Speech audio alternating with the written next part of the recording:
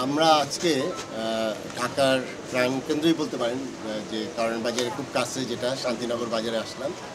শান্তিনগর বাজার আসলে এই এলাকার একটা বড় বাজার এবং এখান থেকে কিন্তু অনেক মানুষ শান্তিনগর বাজার কিন্তু খুব প্রসিদ্ধ বাজার এবং সেখানে আমরা আজকে শুক্রবারের দিন সাধারণত যেটা হয় শুক্রবারের দিন একটু বাজারটা অস্থির থাকে, কারণ সবাই এই দিন বাজার করতে আসে এবং সেই সময় দেখা গেলো যে অন্য যে কোনো দিনের থেকে শুক্রবারে বাজারটা একটু বেশি থাকে। আমরা আজকে মূলত কাঁচা পণ্য, মাছ, মাংস, ব্রয়লার মুরগির ডিম এগুলোই আসলে মূলত বাজারে দেখতে আসলাম যে এখানে বাজারের পরিস্থিতিটা কী। সেখানে যে জিনিসটা দেখলাম যে সবজি বিশেষ করে এবং মরিচ নিয়ে একটা সমস্যা ছিল, তারপরে আদার্স সবজি যেগুলো আছে মানুষ যেটা হয় এই সময় যে সিজনাল সবজি বলতে পটল বলেন, চিচিঙ্গা বলেন, এগুলো অনেকটাই রিজনেবল প্রাইস বলবো। যে পটল চিচিঙ্গা একদম খুচরা পর্যায়ে এটি 40 টাকার মধ্যে বিক্রি হচ্ছে। আর আমাদের যেটি আছে যে কাঁচামরিচ সেটি আসলে 200 টাকার কেজির আশেপাশে ভ্যারি করছে। এবং আপনারা জানেন যে কাঁচামরিচটা হয়েছে কি যে এখন দেশের তো মরিচটা হয়ে গেছে, বিশেষ করে অতি বর্ষণ, আবার একটা জায়গায় বন্যা হচ্ছে, আর সেখানে আমরা এটা মোটামুটি ইম্পোর্ট নির্ভর আসলে এই পণ্যটা। সেখানে আমাদের দেশের যে একটা অস্বাভাবিক পরিস্থিতি আমরা এক মাস যেটা আমরা দেখলাম, সমস্ত দেশ আসলে অনেকটাই স্থবির হয়ে গিয়েছিল। এর পরবর্তীতে আইনশৃঙ্খলা পরিস্থিতির বিষয়টাও কিন্তু খুবই কনসার্ন এবং এখনও এটি কনসার্ন।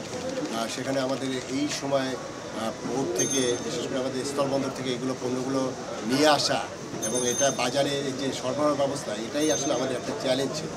এরপর আমরা কারফিউর মধ্যে এবং পরবর্তীতে আমাদের যে ব্যারিকেড ছিল বা এই সবের মধ্যেও কিন্তু আমরা পণ্য সাপ্লাইটা যাতে স্বাভাবিক থাকে ওটি রাখার আমরা চেষ্টা করেছি। সেখানে আমাদের ইন্টারনাল যে আভ্যন্তরীণ যে উৎপাদনিত পণ্য সেটি যেমন আছে, এর বাইরে আমাদের যে পণ্যগুলো আমরা ইম্পোর্ট করি, বিশেষ করে আমাদের কাঁচা পণ্য স্থলবন্দর থেকে শুরু করে আমরা যেগুলো ইম্পোর্ট করি, আমাদের ইভেন চট্টগ্রাম পোর্ট যেখানে আমাদের চায়না থেকে আমাদের আদা আসে, পেঁয়াজ আসে, রসুন আসে, সেই প্রত্যেকটা জিনিসই কিন্তু আমরা স্পেশাল অ্যারেঞ্জমেন্ট করে সচল রাখার ব্যবস্থা করছি। তার ফলে যেটা হয়েছে যে ডিমান্ড এবং সাপ্লাইয়ের ক্ষেত্রে যে জিনিসটা হয় যে অনেক সময় দেখা গেলো যে আপনার ডিমান্ডটা তো অলমোস্ট ফিক্সড থাকে, ডিমান্ড তো খুব বেশি আপনার নড়াচড়া করে না। সেখানে আমাদের সাপ্লাইটা যদি পর্যাপ্ত না থাকতো তাহলে বাজারে কিন্তু একটা চরম অস্থিরতা দেখা দিত। সেই জায়গাটা আমি বলবো যে মোটামুটি ওভারকাম করা হয়েছে।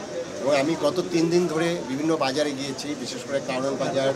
আমরা গতকালকে আমাদের সবচেয়ে বড় যে ঢাকার দেশের বৃহত্তম যে পাইকারি বাজার যেটা খাতুনগঞ্জের পরে যেটা ঢাকায় যেমন আমাদের শ্যামবাজারে, সেখানে আমি গিয়েছি। আজকে একটা স্থানীয় বাজারে আসলাম এবং সেখানে আমি দেখলাম যে এখানে সাপ্লাইয়ের কোনো ঘাটতি নাই এবং প্রাইসটাও বলবো যে অনেকটাই রিজনেবল ইন টার্মস অফ যে আগের যে প্রাইস সেটার তুলনায় কিন্তু আপনার বাড়ে নাই, বরঞ্চ এখন কমার দিকে। এখানে অনেকগুলো বিষয় আছে। আমি কালকে শ্যামবাজারে গিয়ে যেটা দেখলাম, শ্যামবাজার থেকে একটা ট্রাক আপনার কারণ বাজার, এটা মাত্র 6 থেকে 7 বা 8 কিলোমিটার দূর। সেখানে ওই ট্রাক ড্রাইভারকে আপনার 3টা পয়েন্টে চাঁদা দিত। সেটি হলো যে তিনি যে গুলিস্তান পর্যন্ত ক্রস করার সময় সেখানে সিটি কর্পোরেশনের স্লিপ দিয়ে তাকে 100 টাকা দিতে হতো। সোনারগাঁর মোড়ে সেখানে আরেকটা সিটি কর্পোরেশনের স্লিপ দিয়ে 50 টাকা নিতে হতো এবং কারণ বাজারে ঢুকতে গেলে ওই ট্রাকে আপনার 100 টাকা চাঁদা দিতে হতো এবং এটি টোটালি অবৈধ। এখন ওই ট্রাক ড্রাইভার যেটি বললেন, উনি 20 কেজির একটা পেঁয়াজের যে বস্তা বা আদার বস্তা সেটি তারা 11 টাকা চার্জ করতো, সেটা আগেও চার্জ করতো। এখন তাকে এই চাঁদা দিতে হয়। তাহলে কি হবে যে তার এই যে চাঁদা দিতে হয় না, এই যে হিডেন কস্ট সেটি যদি কমে যায়, সে এখনও কিন্তু সে 11 টাকা রেখে। আমি গতকালকে বলেছি যে ওই বস্তা শ্যামবাজার থেকে কারণ বাজার আসতে এটি 10 টাকা হবে এবং এটি আপনারা ওইটাই দেখেন যে কোথায় এগুলো দিতে হতো, সেই জায়গাগুলো কি আবার রিপ্লেস হচ্ছে কিনা, এটা সবচেয়ে ইম্পর্টেন্ট। সেটি কি যে এই যে যারা এই করতো আপনার বলবো যে হিডেনভাবে আপনার বিভিন্ন পথে পথে চাঁদা নিত, সেই জিনিসটা এখন নেওয়া হচ্ছে না। কিন্তু ট্রান্সপোর্টের কিন্তু দাম কমে নাই, তাহলে ট্রান্সপোর্টের দাম কমা উচিত, পরিবহন খরচ কমা উচিত। সেই জায়গাটায় যেমন কাজ করতে হবে, আরও একটা কাজ করতে হবে, ওই যারা নিত সেই মানুষগুলো কি চেঞ্জ হলো, সেই মানুষগুলো চেঞ্জ হলে তো আমরা কোনো পরিবর্তন আনতে পারলাম না। আমাদের যে আবু সাইদ, সে বুক পেতে দিল, সে তার জীবনকে উৎসর্গ করলো এবং আমাদের জীবন সবচেয়ে মূল্যবান। সেখানে কত 400-500 মানুষ মারা গেল, তারা কিসের জন্য মারা গেল? যে একটা পরিবর্তনের জন্য।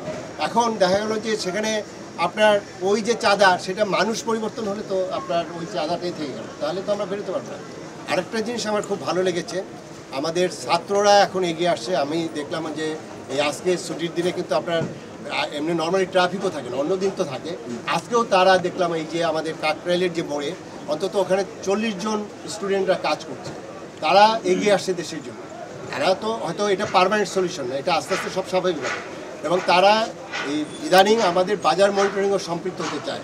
আমি এটাকে স্বাগত জানাই এই জন্য যে আপনারা দেখেছেন আমরা সারা বছর কাজ করেছি, বিভিন্ন সময় আপনাদের সাথে তো সবসময় আমরা কাজ করি। আমরা বারে বারে বলেছি যে মূল্য তালিকাটা আনাতে হবে, ক্রয় বিক্রয় মূল্যের যে রসিদ রাখতে হবে, এগুলো কিন্তু কখনো মানা হয় না। এবং এখানে যে সিন্ডিকেটের কথা বলা হয়, সিন্ডিকেট এই শব্দটা গত 3 বছরে যতবার উচ্চারিত হয়েছে, হ্যাঁ আমরা ওটি ভাঙতে পারিনি, এটি আমাদের ব্যর্থতা। কিন্তু এখন সময় আসছে এই শক্তি নিয়ে আমরা ওটা ভেঙে দিতে চাই। এই শক্তি নিয়ে আমরা যেটা আমাদের আইন অনুযায়ী বাজারে মূল্য তালিকা টানানো থাকবে, এই বিষয়গুলো ইন্ট্রোডিউস করতে চাই। এখানে মাছের বাজারে গেলাম, আমরা এর আগেও কিন্তু বিভিন্ন অভিযান করেছি, সেখানে একটা ছোট দোকানে, মাছের দোকানে আপনার 4টা কালার লাইট দেওয়া, এগুলো এক ধরনের প্রতারণা। এই জিনিসগুলো বন্ধ করতে হবে। এই কারণে আমি এখানে যারা স্থানীয় বাজার কমিটির ব্যক্তিরা আছেন, আমি তাদেরকে যে জিনিসটা আমি অনুরোধ জানাচ্ছি, এখন আমরা কিন্তু এটি আমরা অ্যাকশনে যাব, অর্থাৎ বাজারের শৃঙ্খলা ফিরিয়ে আনতে হবে। এবং সেই শৃঙ্খলা যে ক্ষুদ্র ব্যবসায়ী যেমন ফিরিয়ে আনবে, তার থেকে কিন্তু আপনাদের একটা বড় দায়িত্ব আছে। এবং এই দায়িত্ব যদি পালন না করতে পারেন, তাহলে আমি মনে করবো যে যারা দায়িত্ব পালন করতে পারেন তাদেরকে আপনারা এখানে এনগেজ করেন। এক একটা বাজার কমিটির ইলেকশনে কোটি কোটি টাকা খরচ হয়। কেন একটা বাজার কমিটির ইলেকশনে কোটি কোটি টাকা খরচ হয়? কারণ হলো এই টাকাটা আপনার এই চাঁদাবাজির একটা অংশ হিসেবে হচ্ছে।